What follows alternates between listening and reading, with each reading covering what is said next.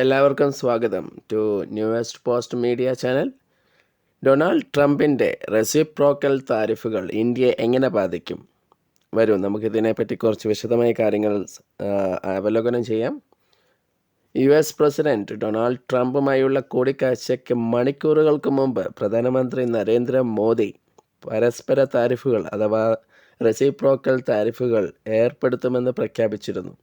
American ഇറക്കുമതിക്ക് ഉയർന്ന തീരുവ ചുമത്തുന്ന രാജ്യങ്ങൾ ലക്ഷ്യമിട്ടാണെന്നും ഇത് US ചരക്കുകൾ ഇന്ത്യ ചരിത്രപരമായി ഉയർന്ന താരിഫുകൾ ഉള്ളതിനാൽ ട്രംപിൻ്റെ തീരുമാനം ഏറ്റവും കൂടുതൽ ബാധിക്കുന്ന രാജ്യങ്ങൾ ഇന്ത്യ ആകുമെന്നും പ്രതീക്ഷിച്ചായിരുന്നു അദ്ദേഹം പോയിരുന്നത്.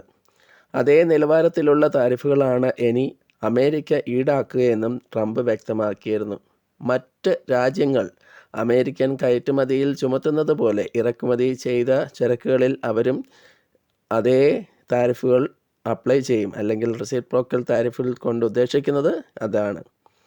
എക്സിക്യൂട്ടീവ് ഉത്തരത്തിൽ ഒപ്പുവെച്ചതിന് ശേഷം മാധ്യമപ്രവർത്തകരോട് സംസാരിക്കുകയായിരുന്നു ഡൊണാൾഡ് ട്രംപ്. അമേരിക്കൻ ഉൽപ്പന്നങ്ങൾക്ക് ഏറ്റവും കൂടുതൽ തീരുവ ചുമത്തുന്ന രാജ്യങ്ങളിൽ ഇന്ത്യയും ഉണ്ടെന്ന് ഡൊണാൾഡ് ട്രംപ് പറഞ്ഞു. അവർ ഞങ്ങളോട് എന്ത് നിരക്ക് ഈടാക്കിയാലും ഞങ്ങൾ അവരോട് തിരികെ ഈടാക്കും. ഇത് വളരെ ഈസി ആയിട്ടുള്ള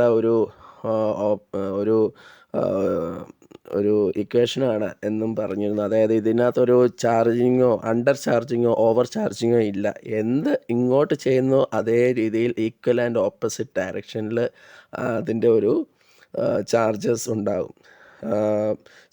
അതേ ഇങ്ങനെയാണ് പറഞ്ഞത്. ഇന്ത്യ അല്ലെങ്കിൽ ജപ്പാൻ, യൂറോപ്യൻ യൂണിയനുകളിലും ഇതേ രീതിയിലുള്ള ലിസ്റ്റ് ഔട്ട് ചെയ്തിരിക്കുന്ന കൺട്രീസാണ്. അവിടെയും ഇത് തന്നെ പ്രതീക്ഷിക്കുന്നുണ്ട്, അവർക്കും ഇത് തന്നെ പ്രതീക്ഷിക്കാം.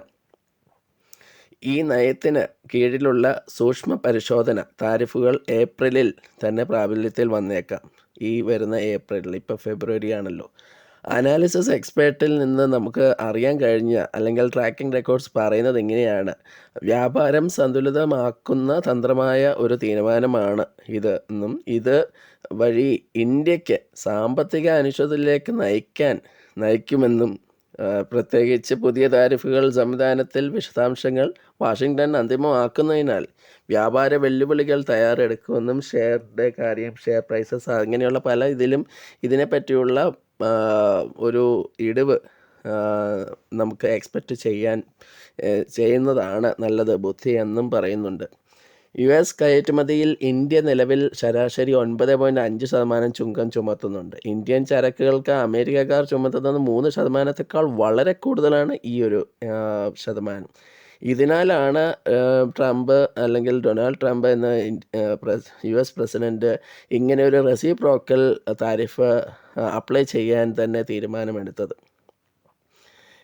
ഇപ്പോൾ ഈ അസമത്വം പരസ്പര താരിഫിനെ അപ്പോൾ ഈ ഉയർന്ന ചുമതലകൾ കാരണം ഇന്ത്യയിൽ ബിസിനസ് ചെയ്യാൻ തന്നെ വളരെ പ്രയാസമാണ് എന്നും ട്രംപ് നേരത്തെ വിമർശിച്ചിരുന്നു. 2024 ഏപ്രിലിനും നവംബറിനും ഇടയിൽ ഇന്ത്യയുടെ രണ്ടാമത്തെ വലിയ വ്യാപാര പങ്കാളിയായിരുന്നു US. ഉഭയകക്ഷി വ്യാപാരം ഏകദേശം $82.52 ബില്യൺ ആയിരുന്നു.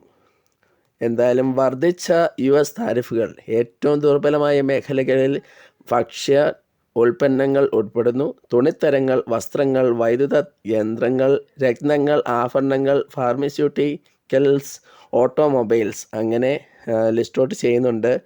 ഇന്ത്യ ഇപ്പോൾ അതിൻ്റെ ഓപ്ഷനുകൾ തൂക്കി നോക്കുന്നു. 30-ലധികം ഉൽപ്പന്നങ്ങളുടെ ഒരു താരിഫ് വെട്ടിക്കുറയ്ക്കാൻ നിർദ്ദേശിച്ച റിപ്പോർട്ടുകൾക്കൊപ്പം US പ്രതിരോധം, ഡിഫൻസ്, ഊർജ ഉൽപ്പന്നങ്ങളുടെ അതായത് എനർജി റിസോഴ്സസ്, വർദ്ധിച്ച ഇറക്കുമതി വ്യാപാര പിരിമുറുക്കങ്ങൾ ലഘൂകരിക്കാൻ ഉള്ള ഒരു മാർഗമായി കണക്കാക്കാം എന്നാണ് എക്സ്പെർട്സ് പറയുന്നത്.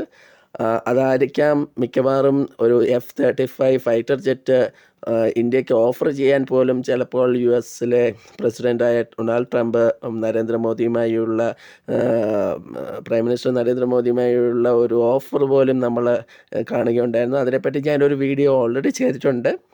ഇതിൻ്റെ ലിങ്ക് ഇവിടെ ഞാൻ ഇടുന്നുണ്ട്. എന്തായാലും thank you for listening. Stay tuned for more news. Thank you. Good day.